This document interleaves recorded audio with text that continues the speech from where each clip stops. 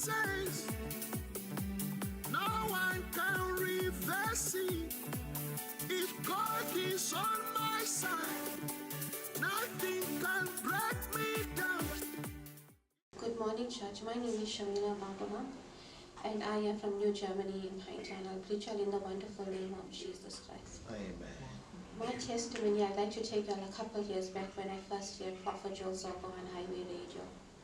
And in my ignorance, I didn't know what I know now. Then I told my husband to change the highway radio channel, because at that time in the morning, I did not want to hear about devils and demons and witchcraft so early in the morning, because we were going in the morning to work, my kids were going to school, and I didn't want them to hear that. I wanted them to be inspired. I wanted them to be motivated in the morning and not to hear about these things here.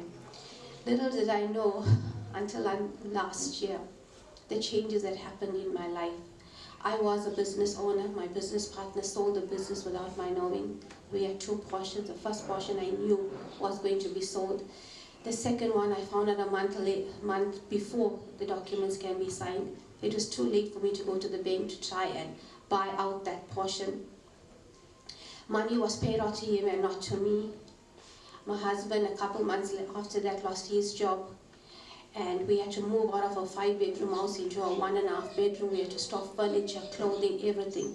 It was total chaos until last year, August, when my husband came into this ministry here.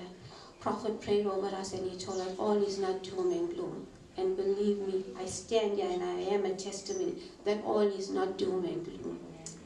In the month of February, the company that I worked for tried to retrench me. It was my colleague and I came to Prophet asked me what I wanted. I said, Prophet, what I want is that whatever is due to me must come to me.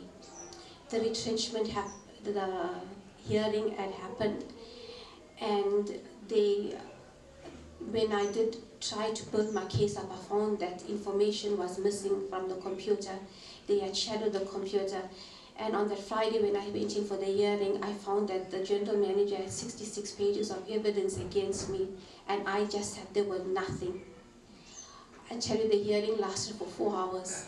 When I walked out of the hearing after 4 hours, I was astonished to find out that he was perspiring and he was sweating, because whatever information that he used against me was turned around and I used it against him to my benefit. Up and until now, we still don't know what the outcome for the hearing was. When I went back to the factory that Friday, I found that a letter was given out to the balance of the staff that they were having a general meeting on Monday. Monday morning, Section 189 was declared. It was possible for restructuring or for retrenchment. The company had wanted to dismiss me so that they do not pay my retrenchment out to me. So when I came to Prophet prayed and he took me through. I fell into retrenchment. When my documents were given to me, I found out that the company only wanted to pay me for 4 years and not for the full 21 years that I was working for the company. They asked me for information. Whatever information was asked, I tried to give it to them. They told me to go to SARS. I came to Prophet. Prophet told me, go, all will be well. I was scared to go to SARS because I knew I owed them money. When I sat there, the lady told me, you have only submitted for 2013, 2014, 2015, 2016, and 2017 is still outstanding, and there's a fine to be paid. I sat there and I said, Lord, I got no money. Please help me. After half an hour sitting in front of the lady, she told me, go down to the mission. All your charges will be reversed and there's a rebate for you. So I asked her, where did the rebate come from? She told me, take a look at your phone. 5,400 then was my rebate from SARS. Prophet was still praying in that week that whatever information our enemies use against us will be turned and be used in our favor. I went back to work. They told me I still needed information. I came, Prophet still carried on praying for me. I was going Wednesday night service, Sunday night service. Prophet carried on praying and interceding on my behalf. I fell into retrenchment and I got paid on the 28th of March. My full 21 years service was paid out to me. In the month of May, I was still looking for a job. My husband phoned me on Wednesday and he told me come pick him up from work. He was working in a security company. The boss told him just to leave out of the blue, just take your things and go home.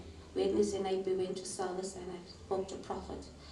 Prophet told me that this cannot happen. We were fasting and praying on Tuesday and on Thursday. He told us to fast and pray on Friday. We fasted and we prayed on Friday. That Friday morning, my boys went to school. We were at home. There's no job. We did not know what to do. He said the car needed a service. He will go and buy the parts and he will try and do the service for the car himself. When he went in there, he spoke to the manager and he asked the manager, is there any vacancies? He told him, tell your wife to come in.